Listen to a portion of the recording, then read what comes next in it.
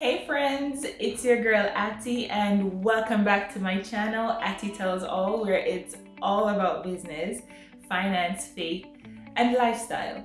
If you're new here, thanks for joining our internet space. And don't forget to like, subscribe, and hit that notification bell so that you're always notified when I upload new content.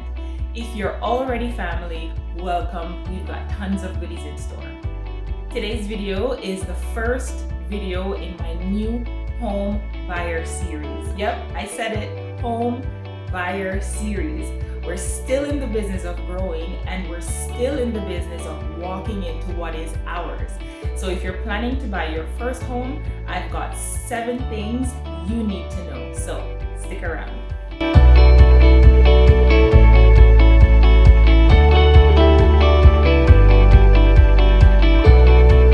Buying a home is a really great investment. A lot of people want to buy a home for retirement purposes or some other kind of long-term investment where you can earn some income or some cash from it. Other people just really want a place of their own, somewhere that they can call home. Either way, I'm going to tell you 7 things that you need to know. Number 1, you need to work on your budget.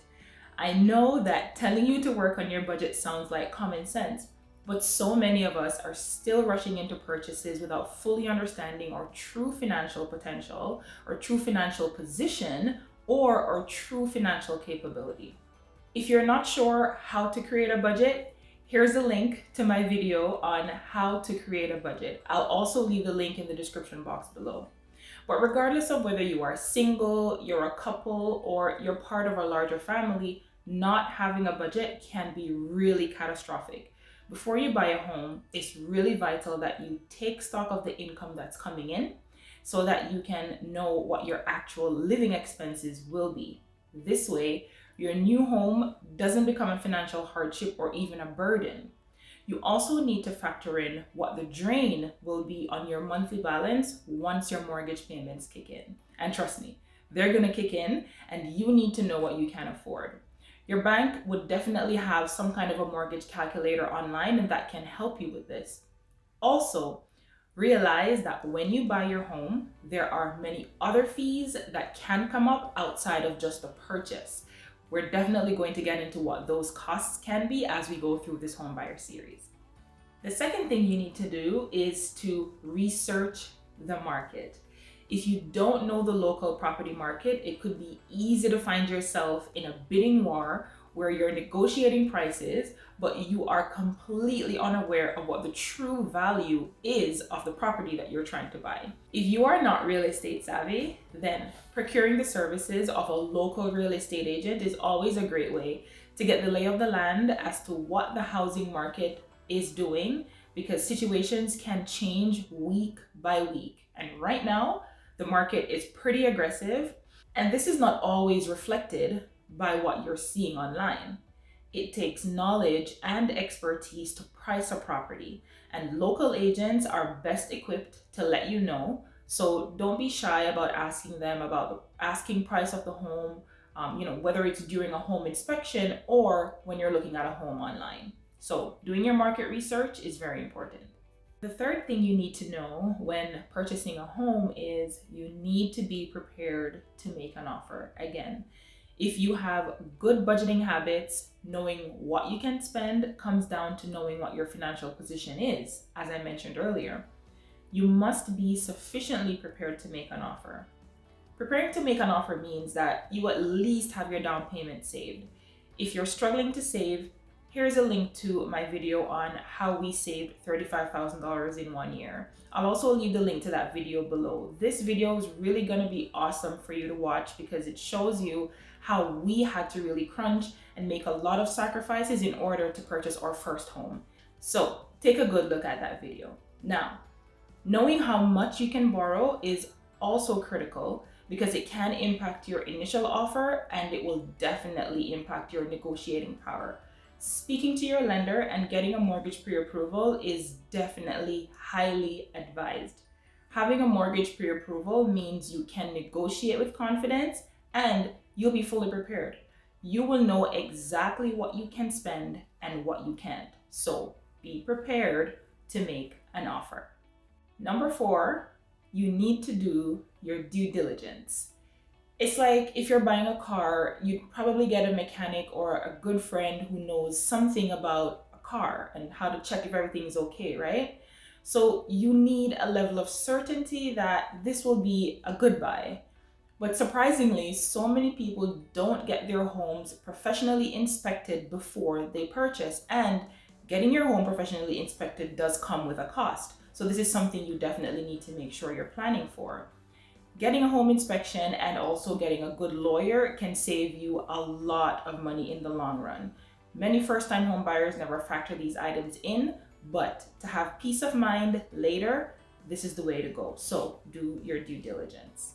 Number 5 on our list of 7 things you need to know is first-time home buyer incentive. Governments across the world are starting to offer incentives to help first-time home buyers with their first purchase. So check the website of your authorities, wherever you live, whichever country it is, whichever state or province or municipality. Check their sites for a good understanding of what they're probably offering. If support exists, then it's always a good idea to review the details to see if you could definitely benefit from it, because not everyone will benefit from everything that the government is offering. So just take a look at the details. Also, some governments will have even grants or tax credits that can apply to you after you purchase the home. But this will depend on where you buy the house and what kind of house you've bought. So do your research thoroughly and check to see if there are any first-time home buyer incentives that are available to you. Here's number 6, cut back on credit. One of the biggest impediments of getting a mortgage is having too much credit. Yes, there is such a thing. When you have access to too much money via credit items, it can be a deterrent, even if you've been really good with your payments and you have virtually no balances. So before you ever apply for a mortgage, it's best for you to get your credit cards and other credit items under control and, where possible, pay them off. Lenders will be willing to offer you a mortgage when you have good credit and they see that you have good credit habits. But they don't like it when you have access to too much credit, because credit is essentially money that you can use. This simple thing can have a very real impact on the amount that they will allow you to borrow and also what you will end up being able to afford. So before you get your pre-approval, you can definitely try to ask your lender to let you know if they will have a problem with the amount of credit that you currently have access to, because you definitely don't want to go through the entire process only for you to be denied a mortgage or a mortgage loan because you had too much credit. So it's always a good idea to talk to your lender to see if everything is okay beforehand. Number 7 on our list of things that I want you to know is you need to improve your credit score. Your credit score is by far one of the most important things that a lender will take into consideration when deciding how much they're prepared to lend you, what interest rate to give you, and even whether they'll lend you money at all. If you want to know what a credit score is, how it works, how it's calculated, how you can improve your credit score, whether you have no credit, low credit, bad credit, your credit is okay, but you really need to improve it, I'll leave a link to my video, how to improve your credit score fast. And I'll also leave the link in the description box below. Also crucial to your credit score is paying your credit card, your loan payments, and other credit items on time, as well as applying for credit too often.